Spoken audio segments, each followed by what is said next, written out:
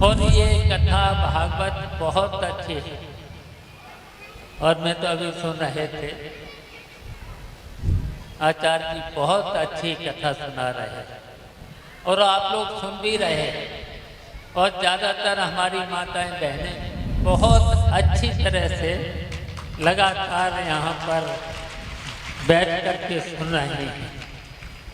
तो ये कथा भागवत पुरानी हमारी संस्कृति है, ये समाज में चलती रहना चाहिए। इससे अच्छा संदेश जाता है। महापुरुषों के बारे में जो कुछ सुनाते हैं, तो महापुरुष जो पैदा हुए हैं, और यहाँ आचार्य जी ने कृष्ण और के बारे में बहुत कुछ सुनाया होगा, भगवान कृष्ण के बारे में। तो उन्होंने कृष्ण ने, वैसे तो भगवान राम में भी 12 कलाएं थी और भगवान कृष्ण में 16 कलाएं थी। तो इसलिए दुनिया में भगवान राम को भी मानते हैं लोग और कृष्ण को भी मानते हैं। और कृष्ण का जन्म कहाँ हुआ था आपको पता ही है, जेल में हुआ। और क्यों हुआ था ये भी आप सबको पता है। शास्त्री जी ने बहुत कुछ बता दिया, बहुत अच्छी अच्छी बातें सुनाई हों। तो इसलिए हम बहुत कुछ नहीं कहना चाहते हैं।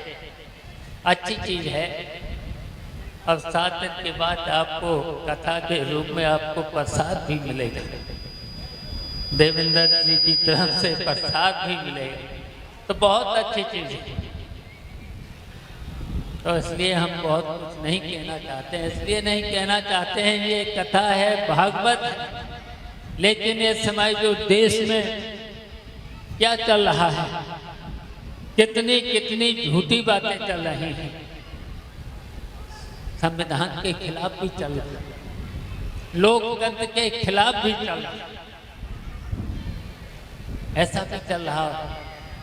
और ये सब लोग कितने झूठ बोल रहे हैं, जो संविधान की कसम खाते हैं, भगवान की भी कसम खाते हैं।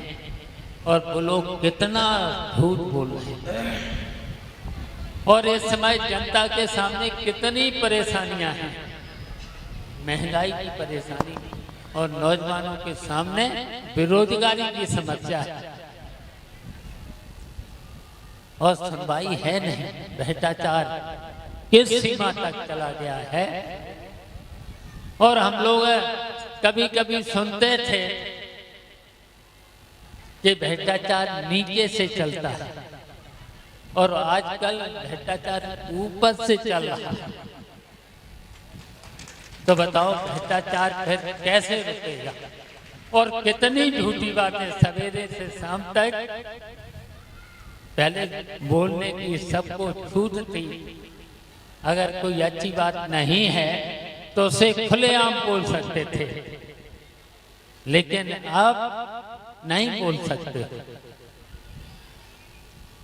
तो ये बताइए, भगवान राम के समय क्या जमाना था, भगवान कृष्ण के समय क्या था,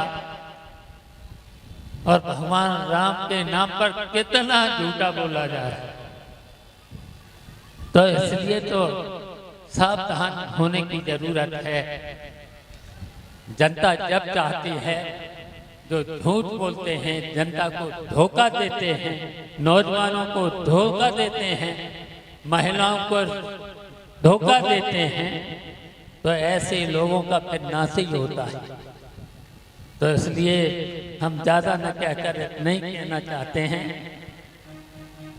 आचार्य जी बहुत अच्छी कथा सुना रहे हैं, तो आप कथा को सुने और सुनकर के इनकी बातों को जरूर समाज में संदेश जाना चाहिए।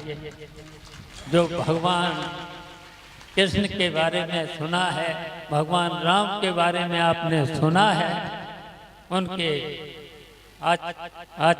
आदर्शों पर चलना है और उन्हीं के आदर्शों पर चलकर सबका कल्याण हो सकता है। और इसलिए आचार्य जी की बातों पर ध्यान दे करके हम सबको समाज में संदेश देना है, जिससे इस देश में, प्रदेश में परिवर्तन आए और उनके आदर्शों पर चलकर अच्छी अच्छी बातें देश विदेश में चलें। धन्यवाद।